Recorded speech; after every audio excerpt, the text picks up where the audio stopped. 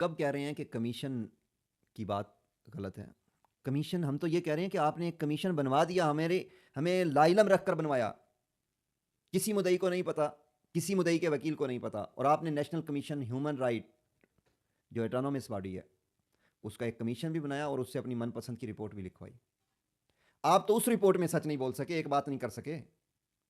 آپ کیا ملزم کہتے ہیں کہ ہمیں ٹریپ کیا گیا، اور آپ کے والدین کہتے ہیں کہ جناب ان کے موبائل جو تھے وہ ہیک کیے گئے۔ یہ کون سی ہیومن رائٹ کمیشن کی رپورٹ ہے؟ آپ پڑھیں نا ہیومن رائٹ کمیشن کا پیج 14 اور پیج 16، دیکھ لیں اس میں کیا لکھا ہوا ہے۔ آپ کہتے ہیں ہیومن رائٹ کمیشن کو ایف آئی اے سے اعتراض ہے یا مجھ سے اعتراض ہے؟ نہیں نہیں، آپ غلط کہہ رہے ہیں۔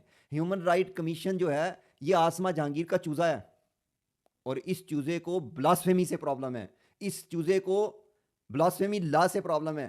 اس لیے آپ پیج 14 پہ دیکھیں، وہاں پر تو پولیس کیسز سے بھی ان کو پرابلم ہے۔ یہ کہتے ہیں پولیس کیس بھی فیبریکیٹڈ ہیں، ایف آئی اے کیسز بھی فیبریکیٹڈ ہیں۔ پورے پاکستان میں 767 جو ملزمان شاید ہیں ہی نہیں، انہوں نے لکھ کر اور ان کو کہا کہ یہ فیبریکیٹڈ ہیں۔ تو آپ کو تکلیف کس چیز سے ہے؟ نہ ایف آئی اے سے، نہ رو عبد الرحیم سے، نہ کسی مدعی سے، نہ کسی مدعی کے وکیل سے۔ آپ کو جو درد ہے، جو اصل پیڑ ہے، وہ تو توہین رسالت سے ہے۔ آپ چاہتے ہیں کہ اس توہین رسالت ہو بھی، اور اس کو توہین مانا بھی نہ جائے، اور ملک میں توہین بھی کی جائے، اور ان کے خلاف کارروائی بھی نہ ہو۔ تو یہ پاکستان میں اب ممکن نہیں۔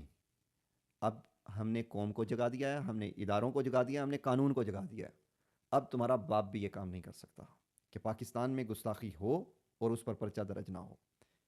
آپ باہر بیٹھ کر، ملک سے باہر بیٹھ کر ایسے ہی تڑپتے رہو گے جیسے اب آپ کو آگ لگی ہوئی ہے، اور یہی آپ کا علاج ہے کہ آپ کی دم کے اندر آگ لگا دی جائے تاکہ آپ اسی کے اندر گھومتے گھومتے مر جائیں، اور انشاءاللہ ایسا ہی ہوگا۔